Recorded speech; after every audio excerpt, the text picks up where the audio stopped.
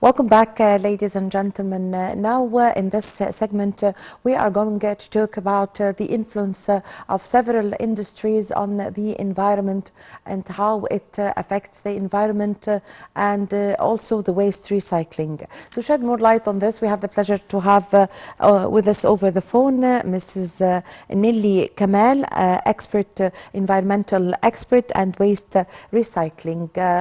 Good morning. Good morning. Good morning. Well, Ms. Kamal, what are the most important environmental problems that are facing the Egyptian society? Well, actually, the whole world is actually facing this climate change issue, and Egypt is not away from this issue. But I would say that at the Egyptian level, we have the water pollution, the water scarcity, and air pollution. And most importantly, that we have what we call the domino effect. So if I talk about the air pollution, we have the damages related to the air pollution or resulted by the air pollution on health, on monuments even. So maybe on the top of our environmental problems would be the water pollution and the air pollution in Egypt. Yes, so... in addition, in yes, addition please. to the waste management problem. Yes. So, Ms. Kamal, when I asked you about the most important issue or problems facing the environment in Egypt, you said that the climate change. So, Egypt has recently hosted the COP27 climate change conference in the Red Sea resort of Sharm el-Sheikh. So, concerning this conference, that was a very successful conference organized by Egypt in cooperation with the UN, of course. What were the gains that Egypt have gained from this conference? Yeah, actually, the Egypt hosting the host that Egypt hosted the climate change COP27 was actually part of the Egyptian commitment that have been made by integrating the environmental issues on climate change in all policies actually. And based on this, Egypt was successfully hosting this like the #1 important conference or summit regarding the climate change. It was successful at different aspects or different levels. I would say locally speaking, of course, it was a great opportunity for sending a wonderful image about Egypt as a touristic attraction, as also welcoming place for all people or from all over the world. It was also a momentum that let the Egyptian government work harder to implement a number of environmental projects. Of course, it was focused on the hosting city, Sharm el-Sheikh, but it started from there. So from Sharm el-Sheikh, we are going to, or actually we have been already started many green projects. So this is at the local level. Let's move globally, like talking about the summit itself. Yes. It was a successful. Of course, there is no expectation from any COP27 or whatsoever that this COP will bring the climate change to an end. This is not the case. But we are trying to compromise. We are trying to gain as much as we can. So talking about COP27, it was successful because for the very first time, the developing countries' sound has been heard. And the new fund for vulnerable countries have been agreed upon. It's called the Loss and Damage Fund. So, of course, Egypt as a developing countries or emerging economy, along with all other developing countries, will get benefits from these funds year after year. And that means a lot because money is the key word to face to deal with the climate change, and countries hit hard by the climate change. Most of them are developing countries, and they need a lot of money to implement green projects or to combat the issue. So yes, it was a real successful round. Yeah.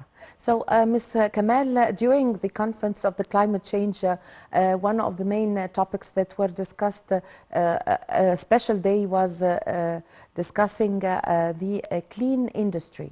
So how can we reach to a clean industry despite the smoke that we see coming out of the factories everywhere? Could you please explain on this issue, please?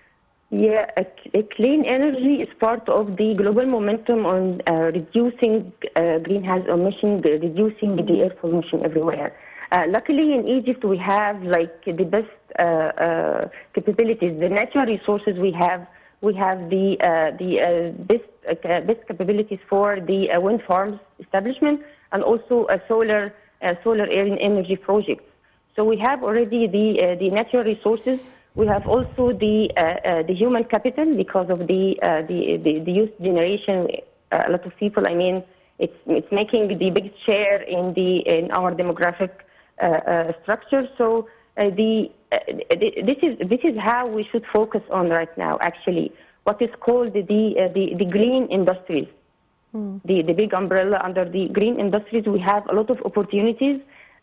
Egypt in particular, what is called, for example, the organic farming, or organic farming or organic agriculture. Unfortunately, Egypt is not one of the biggest 5 countries where we have African countries like Ethiopia, Uganda, Tanzania. They are one of the 3 biggest countries among the big 5 countries in organic farming. So we can do it. We can focus on the green industries. Generally speaking, we are doing well already in the clean energy, and we have also what is called the green hydrogen. So by the Suez Canal area, we are planning to have by the coming 10 years one of the biggest projects regarding the green hydrogen. We are doing so well in the clean energy projects, but we need more because actually it's multifaceted benefits we will gain. And of course, the environmental impact will be great on the next generation and from today. Yes. So would this need a high budget, turning the industry into a clean industry? Yeah, actually, it is. It costs a lot. And I would not say that it's possible one day that all industries all over the world, or even centered countries, all industry will be a clean industry. But what we need is actually to maximize the share of green industry in our economy or in the global economy. Yes. Because at the end of the day, we're still in a need for the coal, we're still in a need for the fossil fuel, etc., etc. But we need to develop technologies to minimize the impacts, the side effects of using these fossil fuels. It costs a lot, and that's why there are a trend that we focus on startups. Yeah. We need to develop, or we need to raise the awareness of young people that you can be an entrepreneur, you can be a green entrepreneur, where you can have a small project, a small business that is actually looking at a clean related action. Yes. For example, solar powers, it can be done in a small scale, and also when you are raising the people's awareness, it also will let them save using energy. So in some way, it's also helping to more clean energy to be available around. Yes. So, Ms. Kamal, also concerning the waste recycling, could you give us an idea about this and how it is done? Yeah, I would say that recycling is one of the central, or it should be central strategies to combat the climate change. Because if we look at why climate change has been, why we are challenged by this climate change, mainly because of the overconsumption and the human activities like industry, so and so. And this is where exactly recycling will be present, because recycling means that we are reducing need for producing. We are making reuse or recycling or etc. etc. So recycling is actually core in reducing production, and from reducing production, we are saving our natural resources for future generations. Yes. So this is how recycling is central or core part in combating the climate change. But it seems that not everyone until today aware of how recycling is important. So it's very important. It's time actually to teach our children, and by educating. Yes, spreading this awareness is very important. Yes, exactly, yes. How can we spread this culture among the new generation? Of course. It needs a lot of community work. Yes. It needs a lot of modification of curriculum. It's a huge part of work. Actually, it's a huge plan. I myself, I've launched an initiative. It's a personal initiative, and I started to teach kids at schools, at museums about the your role actually matters. We need to let people or kids Yes. in particular know that your role matters. You can do something by recycling the used plastic bottle, for example. Yes. Yes.